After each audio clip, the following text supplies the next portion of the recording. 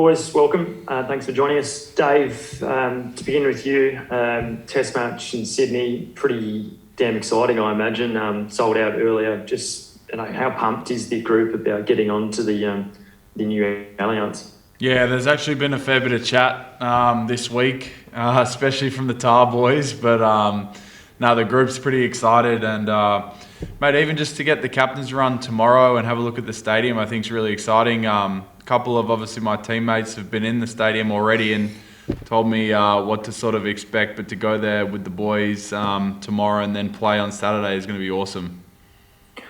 Clearly, great win last week. From a bench perspective, and you're coming off the bench again, what was the feedback? What was the review like for the finishers about what are the expectations going into this second test against the Box? Just pretty much be better. I don't think the bench unit collectively, I don't think we were good enough. We didn't finish the game off strongly as what we needed to do. Luckily, obviously, the boys in the first sort of 50 minutes did a job and put us out to a lead. But obviously, the Box came back strong, and you could see they started playing the sort of game style that suits them, and got on top of us in the end there. So, mate, we need to collectively be better as a bench unit, and something that we're looking to do this weekend. And just from a set-piece perspective, really tough always against South Africa, but particularly around the line-out was always competitive last week. What's been the focus points, and was there a reason why it didn't quite operate as fluently as perhaps it did against England, for instance?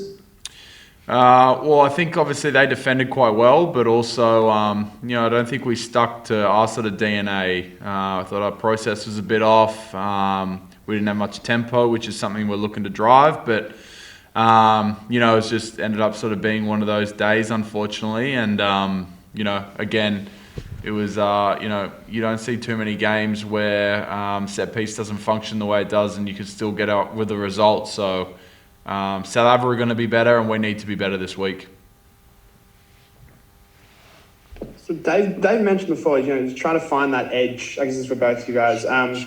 Looking for that edge, particularly after sort of coming off a good win. Just wondering, how do you go about sort of achieving that in training, so keeping those levels high as you kind of build into this test and then with a better style on the horizon?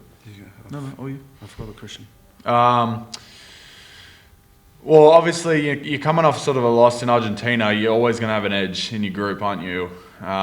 Physically, we needed to be better, and I thought we did that. So now it's, can we be a team that can sort of back it up? Can we, not just be sort of a one-game team and have to sort of always respond on the back of some adversity? Can we just continue to build? And I think in training with the intensity is always there. It's just making sure we're focused in on our jobs individually.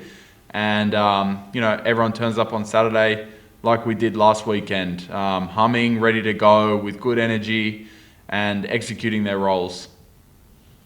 I guess one for Hunter, sort of building that combination with Noah and also Lenny outside of you. How do you just kind of look to kind of fast track that and just keep that development going throughout this sort of rugby championship? It's good to get a run alongside those guys. Obviously, they've connected a bit more at the Brumbies, but for me to slot in there, and obviously easy to communicate with one another. So it's good. Hopefully, build that combination right through. With that sort of pre-existing combination with the Brumbies, do you kind of look to try and, how do you sort of keep maintaining your role whilst kind of fitting into what's kind of worked for them, but maybe in the past, and maybe a particular kind of calls or things they're expecting from the other guys, having played so many times ago at the Brumbies? Obviously they've played longer with each other at the Brumbies, but as you know, as we're here at the Wallabies now, is our system, and we just adapt and stick to our game plan. Hey, Lenny, when you're playing South Africa... That's Hunter, mate. Lenny? Hunter, my bad. Yeah. Apologies. Hunter, when you're playing against South Africa, is it almost a case of... It seems like the Wallabies game plan is often a bit more simple against the Box, maybe a more pragmatic approach around kicking and so forth. Are the game plans, do they vary that much between some of the big nations, and against South Africa, do you feel like it's scaled back a little bit, the game plan, to play field position and etc.? Yeah, obviously South Africa, they're a real set piece team. You know, they love their contestable kicks and all of that. They're mauling, get it to line out and that. So our job is to try and turn their strength into weakness. You know, try and put it back there, play that territory battle, and yeah, we just got to stick to our game plan and yeah, and stay in it. Do you feel like the game plan at times can be easy against South Africa because it's so clear that you've got to win the set piece, etc.? Yeah, obviously we've got a game plan and we're pretty confident to go out there and deliver it. So, and every game was the goal was to win. So yeah, that's right. Guys, I guess this rugby championship is so open with, you know, every team's kind of beaten everyone almost at this stage. Like, realistically, with a win and a New Zealand win, you guys go 5 points ahead. Does that sort of quest for that title all of a sudden start coming into discussions, or do you keep that really focused just game by game and then see what happens from there? Well, sort of I can only speak from my opinion there. I just sort of treat it game by game, mate. Like, obviously, as a trophy grows nearer, you obviously look to that and say you're in with a shot. But I think, you know, when you put on the jersey, you go out there to optimize your performance every single week. Doesn't change whether silverware's on the line or not for me personally. But yeah, obviously it's great for spectators and supporters of the Wallabies this year that, you know, it is even, and you know, it's all to play for. So it's an exciting sort of tournament so far.